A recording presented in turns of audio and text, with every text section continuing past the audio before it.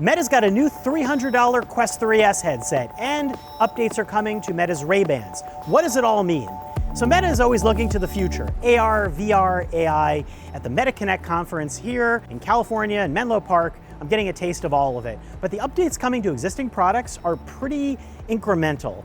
There was the Quest 3 that came out last year. The Quest 3S, which is coming out October 15th, is really a more affordable update to the Quest 2 that's been around for years and just got discontinued. At $300, it is clearly a really affordable VR gaming headset. The difference this time is it's got mixed reality. Color pass-through cameras, much like the Quest 3, also has the same chipset as the Quest 3, so it's got better graphics and better processing speed. But what it lacks, it doesn't have the same nice high-res display, and it's using older Fresnel lenses, not the really clear pancake lenses. Yes, I could see a difference between the two. Still, it seems like a really nice budget headset, but the idea is that games like Batman Arkham Shadows, which is coming out, are going to be able to run on this new headset and won't be running on older headsets. Same thing with mixed reality experiences.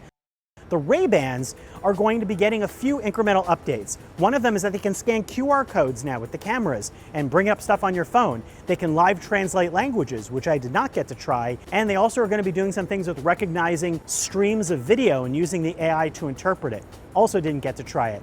But I did get to try voice-commanded, deeper interactions with music, like Spotify, Apple Music, and Amazon Music, where you can finally bring up track requests. Hey Meta, play the Beetlejuice theme by Danny Elfman. Beetlejuice, Beetlejuice, close enough. And deeper interactions when it scans an object with the cameras to kind of ask, what am I looking at? What else can you tell me about it? I still found that type of recognition and explanation wasn't perfect. But the coolest stuff I saw might have been from the stuff lurking in the weeds, these other AI demos.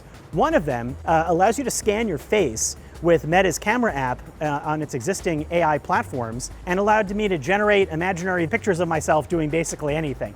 I mean, you can do this stuff on other AI apps as well, but just the ability to do this here and have it look surprisingly good, like me in a Jets jersey, or Mario on Mars, or me in a giant Pokemon suit on the pool as a panda on the 4th of July, it was totally absurd. I laughed a lot. And the other thing was Gaussian splatting. If you imagine stepping into a 3D world and looking at someone's art studio or an office or maybe a theater space in the future, use multiple photographs to knit together a 3D scene, which is then streamed from the cloud to view in your VR headset. They were really crisp and good looking. I mean, still fuzzy when you got up close, but better even than some of these demos I'd seen in the past of similar technology. But you can't scan your own. At some point that might happen, and at some point they might put realistic 3D avatars into them. Meta's trying to figure that out. So that's the news from MetaConnect on some of their biggest products. Really more incremental updates, affordable updates, and a couple little tweaks with the promise of other things in the future that we may still have to wait for. Thanks for watching.